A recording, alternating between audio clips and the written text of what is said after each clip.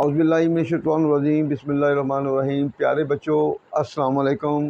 Professor Tanveer आपके सामने हाज़िर खिदमत है, जिनको बाबा अंग्रेज़ी के नाम से भी जाना जाता है। प्यारे बच्चों, जैसे कि आप जानते हैं कि एमए इंग्लिश पार्ट 1 का जो सप्ली का रिज़ल्ट आ चुका है, और अल्लाह का शुक्र है, हम अल्लाह ताला के बहुत शुक्रगुज़ार हैं कि हमें इस रिज़ल्ट में भी अल्लाह ने सुरखरू किया। हमें हमारे स्टूडेंट के फ़ोन आए थे कि जिन्होंने हमसे नोट्स लिए थे और साथ ही नोट्स के साथ साथ हमसे वो गाइडलाइन भी लेते रहे, और उनके मतलब ये फ़ोन आए थे हमें कि सर जी हम अच्छे नंबरों से पास हो गए हैं।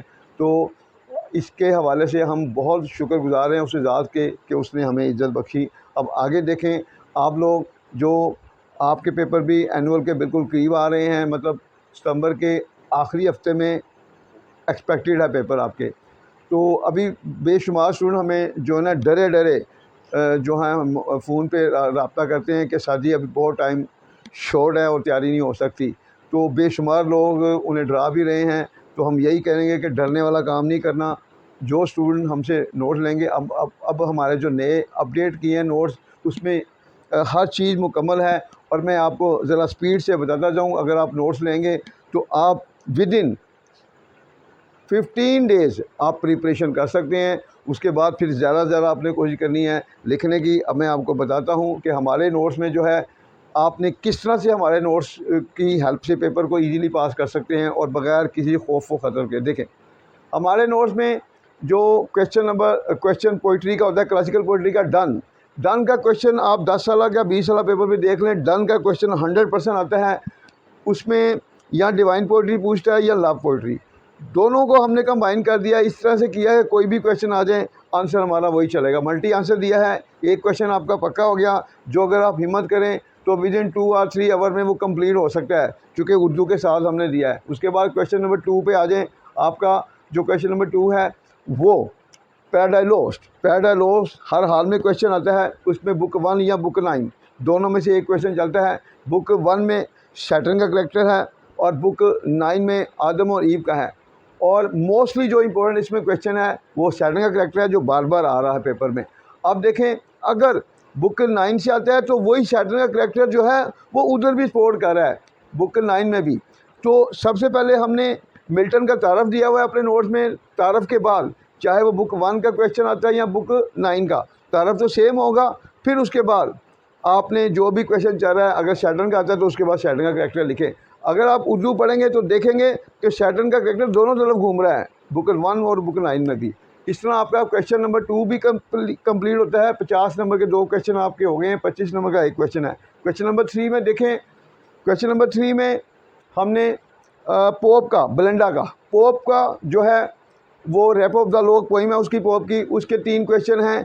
एक मशीनरी का है, एक करैक्टर है बेलिंडा का, और एक स्टायर ऑन सोसाइटी है। अगर आप उर्दू पढ़ लेंगे, चूँकि हमने अपने आंसर में उर्दू भी दी हुई है, तो सिर्फ सबसे पहले तीनों में कोई भी क्वेश्चन आएगा, इन क्वेश्चन में जो पोप का करैक्टर होगा वो सबसे पहले पोप के हवाले से आपने इंट्रोडक्शन देना उसका। उसके बाद तीनों क्वेश्चन का इंट्रोडक्शन सेम चलेगा। उसके बाद मशीनरी का अगर आता है थोड़ा सा मशीनरी को आपने ब्रीफ करना है। उसके बाद बेलिंडा का जो है, बेलिंडा स्टायर में भी आ रहा है, बेलिंडा करैक्टर, बाकी वही चीज़ें आपकी बार बार रिपीट होती जाएंगी।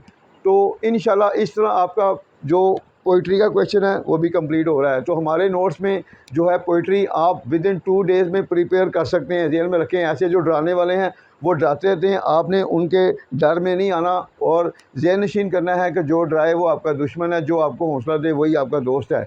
और आपने कामयाबी की तरफ अगर बढ़ना है तो हर उस चीज़ से जो है ना अवॉइड करें जो आपको पीछे की तरफ धकेल ले।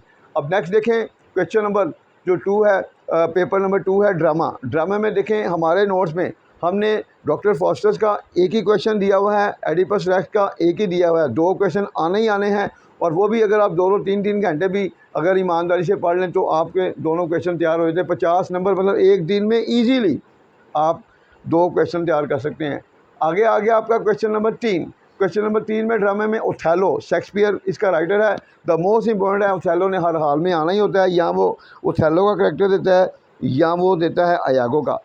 दोनों करैक्टर बार बार रिपीट हो रहे हैं, और अगर देखें कहानी को तो अयागो और ओथेलो दोनों एक दूसरे की तरफ जो है ना वो साथ साथ जा रहे होते हैं। वही बातें ओथेलो के करैक्टर में हैं और वही बातें जो है अयागो में हैं। तो इसी तरह सम टाइम मशीन वो आ जाता है क्वेश्चन कि जी role of handkerchief, discuss the role of handkerchief, अगर वो भी आता है तो वो भी सेम वही चीज़ें चल रही हैं। जब आप उर्दू पढ़ लेंगे तो आपके लिए तीनों क्वेश्चन में से कोई भी क्वेश्चन को अटैम्प्ट करना कोई मुश्किल नहीं होगा। तो इस तरह आपका जो ड्रामा है मुकम्मल हो जाता है। बाकी जो क्वेश्चन दूसरे एक्स्ट्रा ऑर्डिनरी है, दूसरे जो है एक्स्ट्रा, वो हमने दिए ज़रूर हुए हैं, मगर हम आपको यही कहेंगे कि पहले वो करें अच्छे तरीके से तैयार जो 100% आ रहे हैं। अपना टाइम ज़ाया ना करें। जब आप पूरी तरह प्रीपेयर्ड हो जाएँ, फिर इजाफी तौर पर आप उन चीज़ों को, जैसे कि ड्रामे में इंपॉर्टेंस ऑफ बीइंग अर्नेस्ट है वो हो गया, या मेंटल टेल है वो आप पढ़ सकते हैं। मगर ये है, मैं यही कहूँगा कि जो पेपर में क्वेश्चन 100% आ रहे हैं आप उन्हीं को फोकस करें। पोइट्री में भी हमने इसी तरह ही है जो हमने बता दिए हैं। उसके अलावा भी हमने अपने नोट्स में दिए चीज़ें, हमने सरे वाइट का भी क्वेश्चन का आंसर दिया हुआ है और उसके बाद चौसर का भी दिया हुआ है। मगर हम यही कहेंगे अपना टाइम जो है ना वो नॉलेज के लिए उर्दू में पढ़ लें। बाकी जो प्रिपेयर करनी है वही चीज़ हमने आपको बता दी है। अब आ गया आपका क्वेश्चन पेपर नंबर 3, नावल। तीसरा जो पेपर नावल का है, नावल में जो है वो भी इजीली आप उसको पास कर सकते हैं। हमने अपने नोट्स में देखें, नावल में 4 क्वेश्चन करने होते हैं। हमने तकरीबन 5 के करीब टोटल क्वेश्चन दिए हैं। देखें, प्राइड एंड प्रेजुडिस का तकरीबन एक ही मैंने दिया है। उसके बाद क्वेश्चन नंबर जो 2 है, रिटर्न ऑफ द नेटिव, जो है वो भी एक ही है हार्डी का। 2 क्वेश्चन हो गए आपके 50 नंबर के। उसके बाद तीसरा है tale of two city. Tale of two city जो है वो भी तकरीबन उसका भी एक ही आंसर है। चौथा आ गया आलम बीट। आलम बीट जो है उसमें 2 क्वेश्चन है, मगर मोस्ट इंपॉर्टेंट जो है आलम बीट का करैक्टर है। इस तरह आपका नावल कंप्लीट होता है। Question number paper number 4, prose. Prose भी अगर आप हमारे नोट्स में देखें तो हमने अपने नोट में टोटल जो है 4 ही जो राइटर को जो है वो उनके मतलब टच किया है, और 4 ही क्वेश्चन हैं उनके। हर राइटर का एक ही क्वेश्चन, कोई भी आ जाए, मल्टी आंसर है। अब देखें उसमें स्विफ्ट का है गुलिवर ट्रैवल, जिसने आना ही आना है।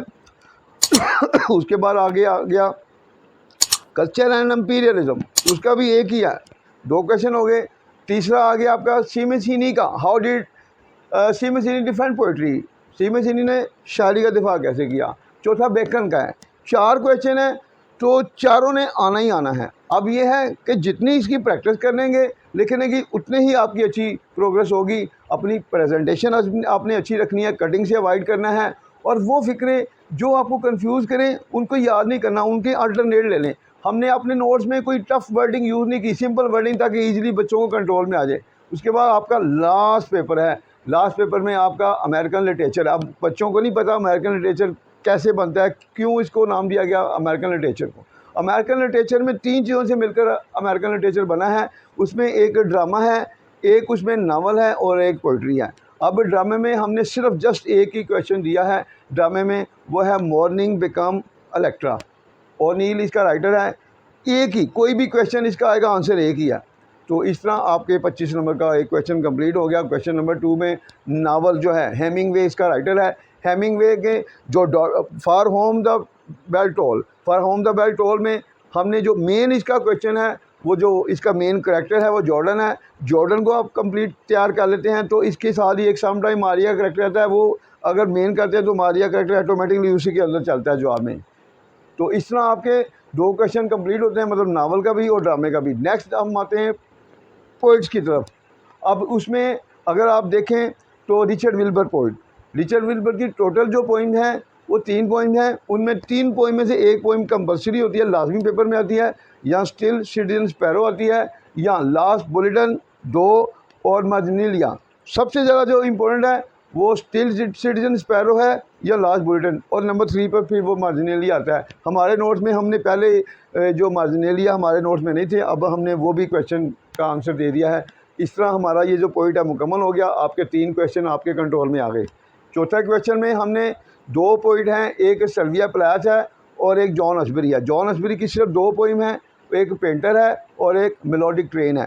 तो ये अगर जॉन असबरी को करते हैं तो उसकी सिर्फ जस्ट 2 पोइम है, तो आपके 4 क्वेश्चन कंप्लीट हो रहे हैं। मगर हमने इजाफी क्वेश्चन दे दिया इसलिए कि सम टाइम बच्चे कंफ्यूज होते हैं, तो उसकी कन्फ्यूजन को रिमूव करने के लिए हमने साथ ही जो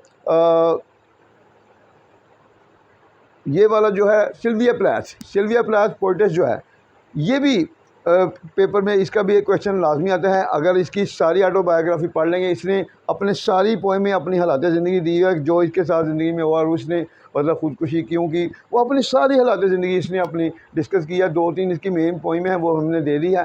तो ये जो इजाफी क्वेश्चन है, अब आपकी मर्ज़ी है, चाहे आप पेंटर को टच करें या सर्बिया ब्लास्ट को करें। वो जो दूसरे 3 है वो तो आपने पूरे करने हैं 3।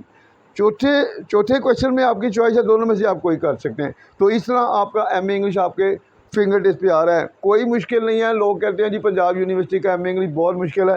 मैं कहता हूँ सबसे आसान एमए इंग्लिश पंजाब यूनिवर्सिटी का है। बाकी यूनिवर्सिटियों के एज़ कंपैरेटिवली अगर देखें तो ये मैं कहता हूँ कि पंजाब यूनिवर्सिटी आसान है। डराने वाले आपको बेशुमार लोग मिलेंगे, लेकिन आपने डरना नहीं है। इंशाल्लाह पेपरों तक हमारे साथ राब्ते में रहना है। हमने अपने चैनल प्रोफेसर तनवीर टिप्स में कोशिश करनी है कि जो पेपर में 100% क्वेश्चन आने वाले हैं उनकी उर्दू लिखकर हाफ की, तो साथ साथ इंग्लिश कराते जाएंगे। तो इंशाल्लाह हमारे लेक्चर में आपकी ट्रांसलेशन भी स्ट्रॉन्ग होती जाएगी, कहानी भी मतलब क्लियर होगी, कंसेप्ट भी क्लियर होंगे। तो क्वेश्चन आपका फिंगर टिप पे आएगा। जैसे जैसे वक्त गुजरता जाएगा तो with the passage of time आप एक अच्छे ट्रांसलेटर बनेंगे। इंशाल्लाह आपके साथ चलेंगे पेपरों तक। अल्लाह हाफिज़।